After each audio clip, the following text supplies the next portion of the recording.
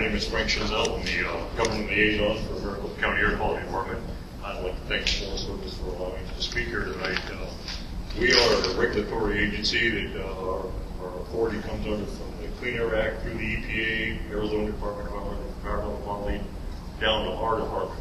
We regulate air quality regulations throughout Maricopa County. And a lot of people don't realize that we also regulate BLM, Continental Forest, the federal prison, a number of federal agencies, all the way down to the local ones. In fact, we did a quick study last year, and I dealt with 64 different agencies.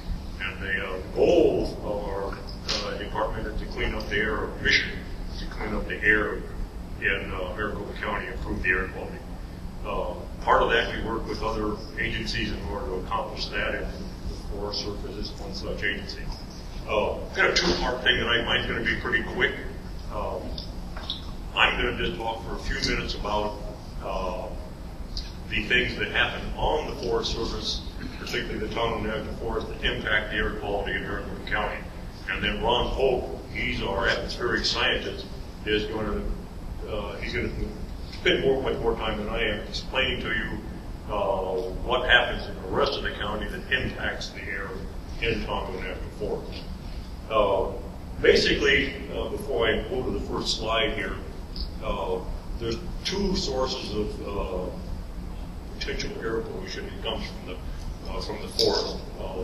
There's a number of them, but the two key ones that we typically deal with is dust, and the sources are caused from off-highway vehicle use and dirt roads.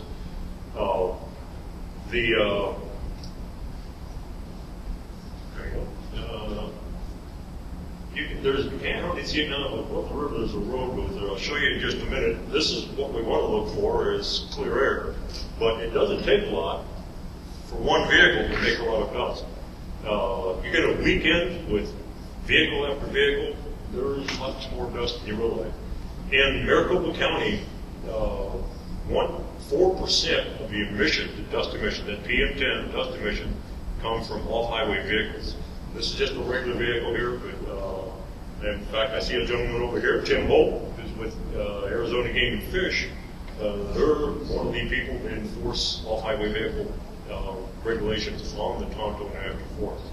And so people are destroying land, or one of their small parts is creating dust in areas they shouldn't be riding. They have enforcement authority. So that's one of the things we try to do a lot of outreach. We are a regulatory agency. We can enforce regulations, right, violations. However, we much prefer to do outreach and try to get people's activities and behavior to change, so they're doing positive things instead of negative things with the air quality. There is just one truck, and just a typical example. This is all the slides I've got. Ron will take over in just a minute.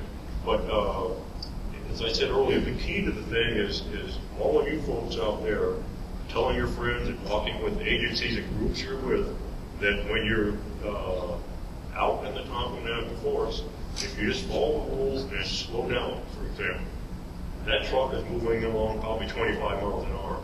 One of our inspectors took that shot. Most of these dirt roads, if people go 15 miles an hour, like a lot of the signs say, you hardly see any dust.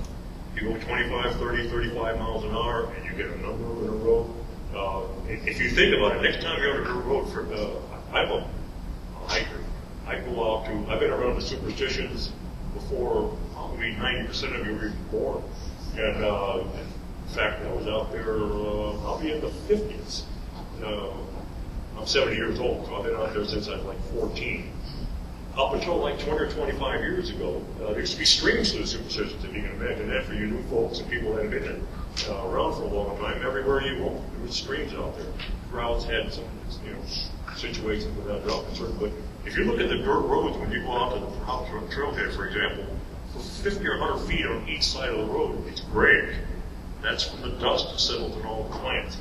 That air, that dust also goes up in the air. So my suggestion or my hope is that you'll have to work, slow down out there. If you're on an OHV or you know anybody with OHV hobbies, tell them to slow down and ride in the proper places, not off the road. Key to OHV, a lot of people don't realize, it's not just the dust they create.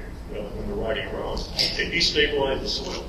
And then every time you get a 5, 8, 10 mile an hour wind, you get dust coming up from it. So until you get a rain, one OHVer can go out there and do a bunch of donuts. You can have dust coming up for months afterwards. Okay, Ron, I believe it's yours.